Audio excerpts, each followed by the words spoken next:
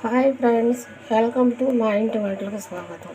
ఈరోజు నేను chicken fry చేస్తున్నానండి. దానికి శుభ్రంగా చికెన్ అంతా శుభ్రంగా కడుక్కున్నాను.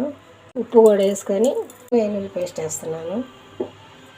కొద్దిగా పసుపు వేస్తున్నాను, కొద్దిగా ఆయిల్ వేస్తున్నాను. ఈ మొత్తం కలుపుకొని కుక్కర్ మూత పెట్టి కుక్కర్లో చేస్తున్నానండి. కుక్కర్ మూత పెట్టి ఒక్క ఎసురు వస్తే చాలండి. నీళ్ళు కూడా ఒక చుక్క వేయద్దు. ముందు 5 నిమిషాలు సిమ్లో పెట్టండి, అప్పుడు నీళ్ళు ఊరుతాయి. తర్వాత హైలో పెట్టుకొని టమాటాలు ఉల్లిపాయలు మిక్సీకి వేసుకుంటున్నానండి.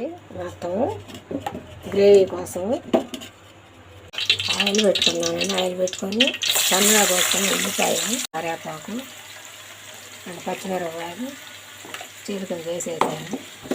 ఇవి వేగాలండి. వేగిన తర్వాత కొద్దిగా అల్లం పేస్ట్ వేసుకోవాలండి. కూరలో కొంచెం వేసాం కాబట్టి తీసేసుకోండి. అల్లం పేస్ట్ పచ్చివాసన పోయినాక వేసుకోవాలి. ఉల్లిపాయ గుజ్జు వేసుకున్నాను కదండి, అది వేసుకోవాలి. అది వేసుకొని బాగా కలిపేసుకోవాలి. సరిపడా ఉప్పు వేసుకోవాలండి. ఇందాక కూరలో కూడా వేసాను, చూసి వేసుకోండి.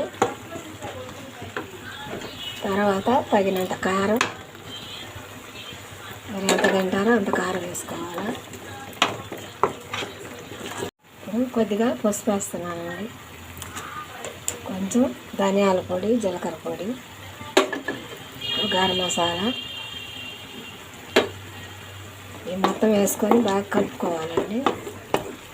కలుపుకొని నూనె పైకి తేలినాక ఉడికించుకోవాలి. సిమ్లో పెట్టుకొని బాగా నూనె అంతా పైకి తేలినాక ఉడికించుకోవాలి. ఓన్లీ కుక్కర్ మూత వేస్తున్నాను.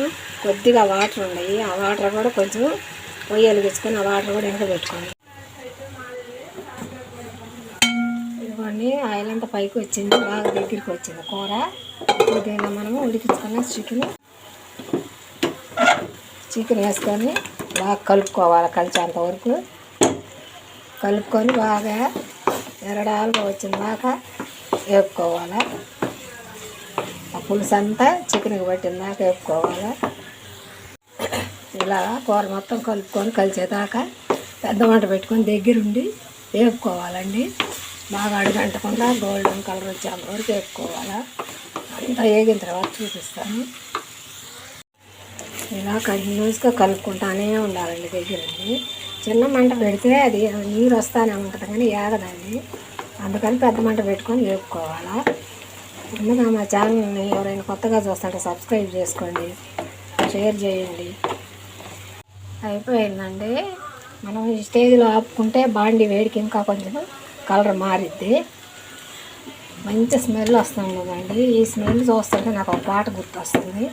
ఆహా ఏమి రుచి తినరా మై మరచి, నాన్ వెజ్ కూరలలో రాజా ఎవరంటే చికెన్ ఫ్రై అంటాను.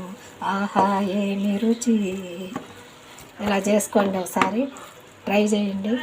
మా వీడియో నచ్చితే ఒక లైక్ కొట్టండి. థ్యాంక్ యూ అండి.